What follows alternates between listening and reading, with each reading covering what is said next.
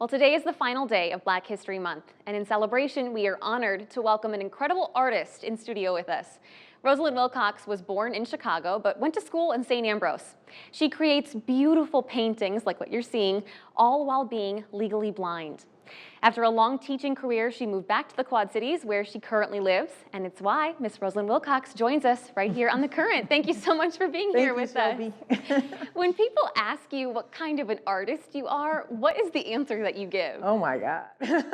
I tell them I work in multiple mediums. I don't just paint. I don't just sculpt, as a teacher, and I taught K through 12 and college, and the last 17 years I was at one particular college. I had to learn lots of different skill sets in order to teach those classes. We didn't have but 2 teachers most of the time in the art department, sad but true. Mm-hmm. And so I learned fibers, which I'm wearing one of my shawls, Beautiful. Which is knit and crochet, and there's a hat over there. And also I learned how to sculpt in stone, alabaster mostly. We didn't really mess with marble too much at Ole Miss. That's where I took sculpture class. But I loved doing like clay busts. I did a bust of my mom, and I've worked in a lot of medium when it comes right down to sculpture, but also painting. I paint in all mediums: oil, acrylic, and of course drawing and painting. I've been drawing since I was 3 years old. Well, I gotta ask. 3. How do you do this when someone says you're legally blind? Right. How do you paint? I work up close, and that's what I tell people. I said I get right in there, Yeah. So when I would do demonstrations at work, for the students. Yeah. I'm like right in there, and the kids are like, I can't see you, your head's in the way.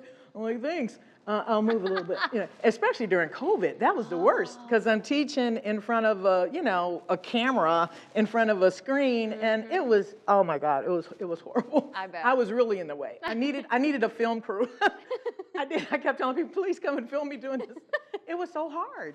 Well, your paintings turn out gorgeous. Gorgeous. Thank you. We have some landscapes here behind us. Yeah. We have some photos, though. You do a lot of portraits of people. I do. Always did. How does your art blend your own family history with the present day? Wow, that's a great question, Shelby.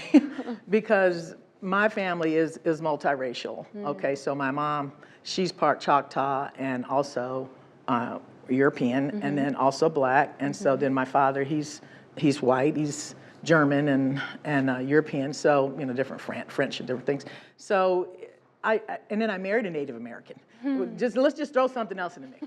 So it made it even more fun though to learn.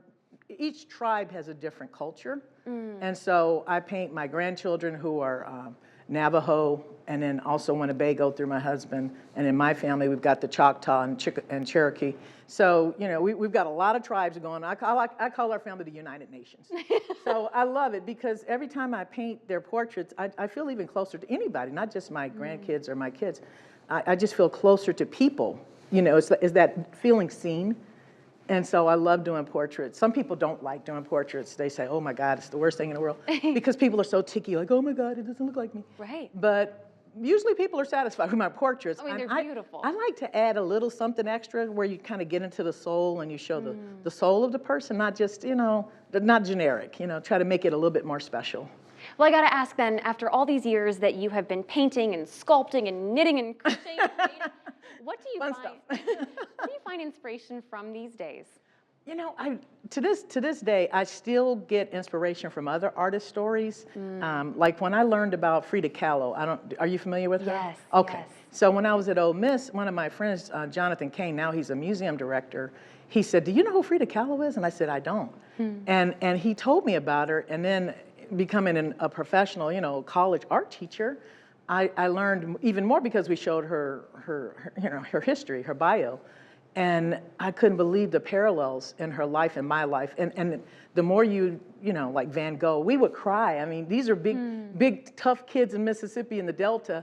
And these kids are crying, when they watch Van Gogh's, the real story. Right. He was just rejected so much. So, we can all sit back and boo-hoo about our lives. We all have issues and things that we have to fight. I have disabilities. But when you watch all these other artists who they pursued on, they were poor, they probably didn't sell much in their lifetime, but so what? They did it anyway. And so I used all those lives and my life and my family. We've been through a lot, and to keep me going, I love it. It's my therapy. I'm an art therapist though, I did that for 10 years, so.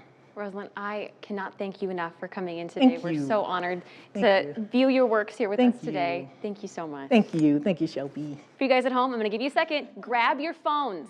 If you want to check out more of Rosalind's work or keep up to date with what she's doing, this QR code is her Facebook page. You can also find it by searching for Rosalind Wilcox.